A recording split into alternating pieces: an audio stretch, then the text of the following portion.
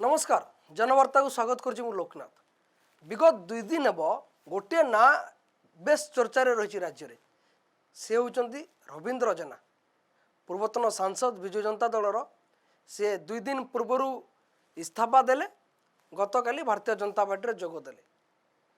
गोटे पटे तांको स्त्री एबे भी विजु जनता दलर विधायक किंतु रवींद्र जेना जाकि जोगदेले भारतीय जनता पार्टी कहीं निष्पत्ति समस्त को आश्चर्य करुच्ची। जदि निज स्त्री एवं विधायक अच्छा विजु जनता दलर तेणु रवींद्र जेना कहीं विजु जनता दलर इस्तीफा देले आउ जाकि भारतीय जनता पार्टी शिविर में सामिल हो गले।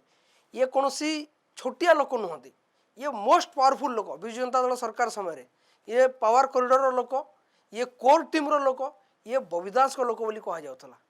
तेणु ये यांकर बहुत बिजनेस थिला गणमाध्यम संस्था नहीं कि ये बहुत पावरफुल थिले। तेणु कहीं रवींद्र जेना छाड़ी देकी विजु जनता दल भारतीय जनता पार्टी सामिल ले ये गोटे प्रश्न उठा स्वाभाविक।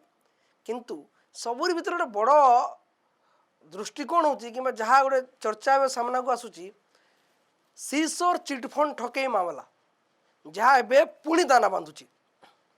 और भारतीय जनता पार्टी सरकार को आसवा पूर्व चिटफंड टंका लोक फेरस्त कर तदंत हम दोषी विरुद्ध कार्यानुष्ठान नब ये तमाम प्रसंग उठी प्रतिश्रुति देता। आउ से चिटफंड ठकई मामला रे ना जोड़ी रवींद्र जेना 2015 मसीह प्रथम थर पर सीबीआई इंटरोगेट करता या पचरा उचरा करता। 2016 पुणी पचरा उचरा करता, घंटा घंटा धरी जेरा करता।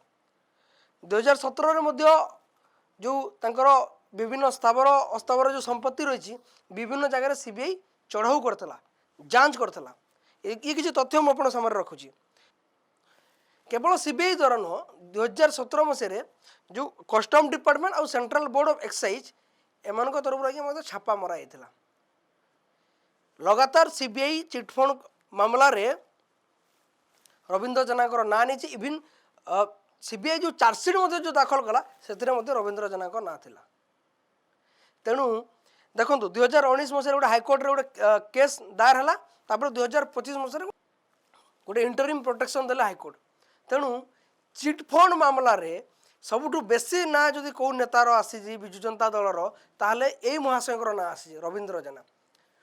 प्रकृति रे ओडिशा पई किछि करिया पई भारतीय जनता पार्टी रे सामिल हेले ना चिटफंड रु बंचिया पई भारतीय जनता पार्टी रे सामिल हेले, ये सबुठु बड़ प्रश्न हे। आ या कोने कि चर्चा मते आरंभ हो गलानी। कारण जो मैंने आप देखिए अजित पवार महाराष्ट्र जो उपमुख्यमंत्री थे निकट में प्लेन दुर्घटन देहांत होगला। या हजार हजार कोटी दुर्नीति अभियोग करते भारतीय जनता पार्टी किंतु ये जो भारतीय जनता पार्टी सहित सामिल हो गले, एनडीए जो सामिल हो गले से दुर्नीतिर कौन से तदंत है। हेमंत विश्व शर्मा विरुद्ध में हजार हजार कोटी दुर्नीतिर अभियोग आनुला भारतीय जनता पार्टी किंतु ये जो भारतीय जनता पार्टी सामिल होगला एवं आसाम मुख्यमंत्री अच्छा या विरुद्ध कौन प्रकार तदंत होनी। तेणु रवींद्र जेना जे केवल ओडिशा पई किछि करिया पई जे ये भारतीय जनता पार्टी रे सामिल होइचंती ये आज्ञा लोक हजम करि पारु नाहंती। जहाँ कर ना चिटफंड ठके रे सीसोर चिटफंड ठके रे चार्जसीट रे सीबीआई दाखल करथवा चार्जसीट रे जहाँ ना रही सी विजु जनता दल छाड़ुचंती जे भारतीय जनता पार्टी रे सामिल होचंती। आ आम पाखरे जहाँ सूचना रही खूब शीघ्र ए दिगरे तदंत आरंभ होगा जाऊँगी। तेणु हुए तो से बचिया भारतीय जनता पार्टी सामिल होना। तो धन्यवाद।